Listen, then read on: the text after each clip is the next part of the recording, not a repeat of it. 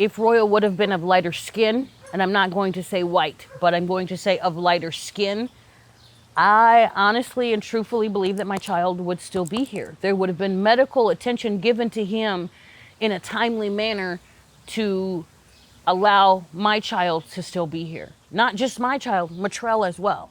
Both of those two boys died from nicked carotid arteries in areas of their body that, with pressure applied within the first 2 minutes of the wound, they had a 95% survival rate. But I have been told that police that were already on the scene, it wasn't like they had to wait for police to get there. There were police already on the scene. They had already been called out to Kirkwood for another incident at the end of the complex from where this shooting took place. If these police officers would have pulled these boys out of the car and applied pressure to their wounds, they would still be here. But that wasn't done. Instead, they just circled the car with flashlights and looked inside the car while Kayla screamed and hollered at the top of her lungs for someone to save her friends. Why is that? I get a call from my child's friend to tell me that my child has been shot. I get out to Kirkwood. A police officer walks up to me and he says, "We're going to airlift Royal to Iowa City."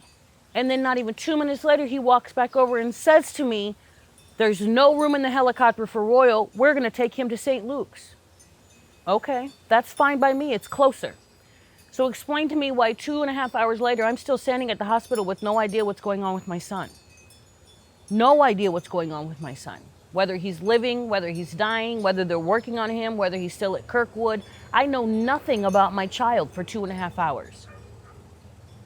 And I'm so overwhelmed by the number of people that are at the hospital. I'm like, I'm leaving. Well, first when I got to the hospital, they couldn't even tell me where my child was. Nobody knew.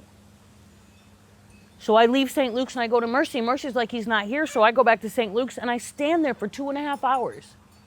Nobody at the hospital walked up to me. Nobody at the hospital said, "Let's put you in a room by yourself so you can have some peace."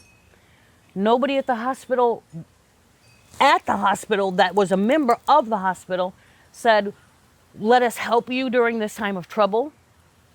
As a matter of fact, every single time I wanted to get into the hospital, I had to pull out my driver's license and prove to them who I was. I get it, the hospital on lockdown because of the situation. However, I had already told you once who I was. There were several times I walked up to the window to get information and would ask questions, and the door would be shut the glass partition would be shut in my face, and nobody would ever come back. When I went back to the hospital 2.5 hours after I left, and then went back to the hospital 20 minutes later because someone called and said they were looking for me, I go back to the hospital and they say to me, "Your son is gone."